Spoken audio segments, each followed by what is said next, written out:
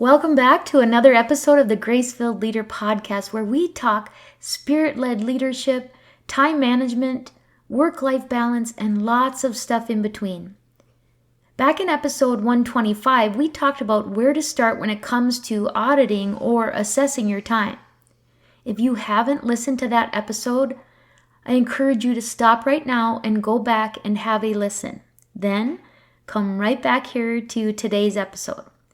We are going to take the information that we used in episode number 125 and put it to use today.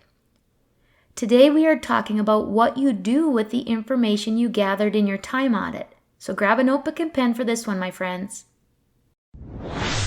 Folks, I spent over 40 years stuck in patterns of people-pleasing, approval-seeking, and perfectionism, trying to find fulfillment the world's way. It wasn't until I experienced the transformational power of the Holy Spirit through Christian life coaching that my way of being was completely changed. What I couldn't do on my own in over 40 years, God did in just a few months. He often works best through other people in our lives. If God is laying it on your heart to try a different way and you don't know where to start, you can keep struggling on your own, or you can invest in yourself and partner with a Christian life coach. I'm not exaggerating when I tell you that it changed the trajectory of my life. If my story resonates with you, I would be honored to partner with you in your own journey. Go to gracefilledleader.com to learn more. That's Grace, Grace, filled, Filled, leader.com. Welcome to the Grace-Filled Leader Podcast. Do you want better work-life balance? Do you get stuck in patterns of perfectionism and people-pleasing? Have you always been an overachiever but never really felt good enough, no matter how much outward success you achieve? Do you want more time for the things that matter most? Well, you are in the right place. Here on the Grace-Filled Leader Podcast, we focus on spirit-driven success and share the secrets to having better work-life balance as a busy woman in leadership. Here you will learn how to set boundaries like a boss, find peace of mind, and reclaim your time for the things that matter most. Hi, I'm Tanya, a wife, mom, leader, and certified Christian life coach. For most of my life, I tried to find worthiness through achievement. I spent decades people-pleasing and pouring myself into my work. I was looking for my value through the approval of others. This led me to feel burned out, empty, and exhausted. I had no time or energy for myself or my family. I realized that I was wasting time and energy looking for validation in all the wrong places. But my life changed when I finally surrendered and God showed me a different way. It is my mission to help you start living the abundant life God has for you. If you're ready to become fueled by grace and find freedom from people-pleasing, if you're ready to multiply your time and impact as a Christian woman in leadership, this podcast is for you. Roll up your sleeves, sister friends. It's time to get after it. Before we jump into the meat of today's episode, I want to briefly review what we talked about and what your homework was in the previous episode. We talked about assessing or auditing our time. We talked about two methods for doing that. One being a traditional true time audit, in which you're basically accounting for all of your awake time by the half hour. And the other, just listing out your current commitments and responsibilities more in list format. I actually have both a traditional time audit tool and a list version of a time audit tool available as free downloads at gracefilledleader.com/freebies, or you can find them in the links in the show notes. So we are focusing on the time outside of work for right now. The homework I gave you was to, number one, do a time audit or make a list of your commitments. And remember we used the parallel between finances and time, so time and money. So this time audit, your list of commitments, we call this the spending category when we're using money terms to talk about time. Now, make a note of how much time each of those commitments or activities was taking each day, week, or month. That was assignment number 2. Number 3 was for each day of the week, write down how many awake hours you have outside of work that are available for you to use. We call this the income category when using money terms. Next was to make note of the things that you would like to be doing but you don't currently have time for. This is our savings category when we're using money terms. So we have income, spending, and savings. Finally, I asked you to make note of how much time each day or week you would like to spend on those things that aren't consistently making it on your schedule. In other words, the savings bucket, but they are important things that you want to make time for when it comes to thinking about the life you want. All right, now here is what I want you to do with that homework from last episode. I want you to take a piece of paper or a spreadsheet and make 5 columns, or a much easier option is to download my free time audit tools. It is all built in for you. Anyway, you want the following columns, which you should already kind of have because of your time audit. Column 1 is day of the week. Column 2 is the activity or commitment. Column 3 is income. Column 4 is spending.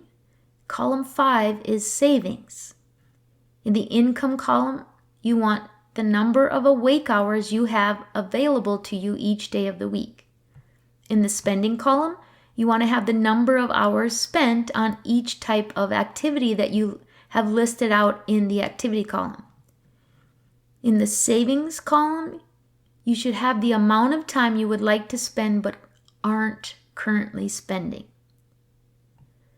Next, I want you to total up the hours for each of those columns for the week.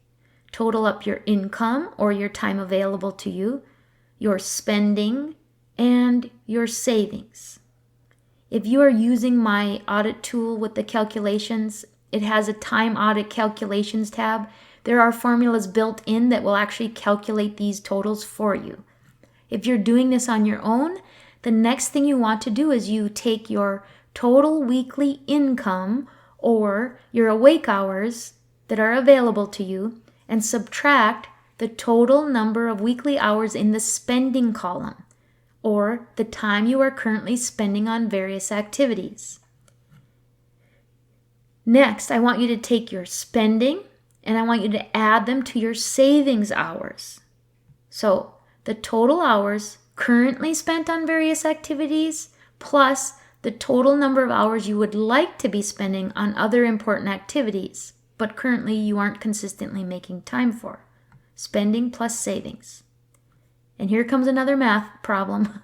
I want you to take your total number of hours in the income category and subtract the number you just came up with when you added the total spending plus savings columns. So now what you have are a couple of numbers. You have what is called a variance calculation when you consider your income versus your spending, and you have a variance calculation when you compare your income versus your spending plus your savings. Now, I want you to look at those two numbers. Are they positive or are they negative? If they are positive, great. This means that your current spending habits when it comes to time fall within your means when it comes to the time available to you. If the second number is also positive, it means that your current spending plus the desired spending time, or what we called savings, combined falls within your means when it comes to your income or time available. If this is true, you most likely feel relatively balanced most of the time. You have time to do the things that you have to do and that are important to you. Now, if the two numbers are positive, but you feel anything but balanced, you likely were not accurate with your time audit. You may have put numbers that you thought should be there versus the numbers that are a reality when it comes to your day-to-day life. Something is not being accounted for. Either that or you're just choosing all of the wrong things to spend your time on. Now, I'm guessing if you're listening to this show, one, if not both of those variance numbers are probably negative. This means you are expecting yourself to function in a time deficit.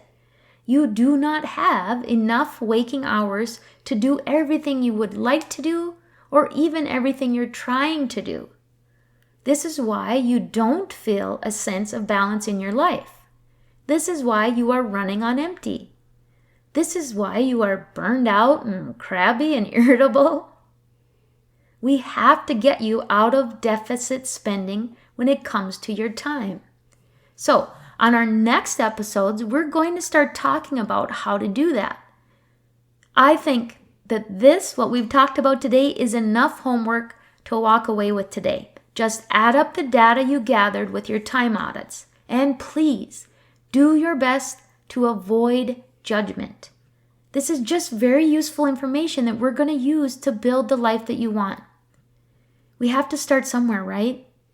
This is for the purposes of building awareness and shining a light on what you know to be true already, that there is always room for grace in our lives. As always, my friends, I pray that the Lord fills you with gratitude, peace, and His amazing grace. I pray this episode blessed you, spoke to you, or encouraged you in some way. If so, please share it with a friend and head on over to Apple Podcasts to leave me a review. That's the only way for me to know if you're enjoying the show. Nothing blesses me more than to hear from you. Also, come on over to our free Facebook community. This is a great place for us to support one another on our faith and leadership journeys. You can find the link to the group in the show notes or go to gracefilledleader.com/community. If you have questions or content ideas for the show, please send me a message on SpeakPipe or via email. Go to gracefilledleader.com/contact and leave a written or voice recorded message. I would love to know how I can best serve you on the podcast. Now to Him who can do immeasurably more than we can ask or imagine, according to His power that is at work within us. Ephesians 3, verse 20. Until next time, my friends, God bless.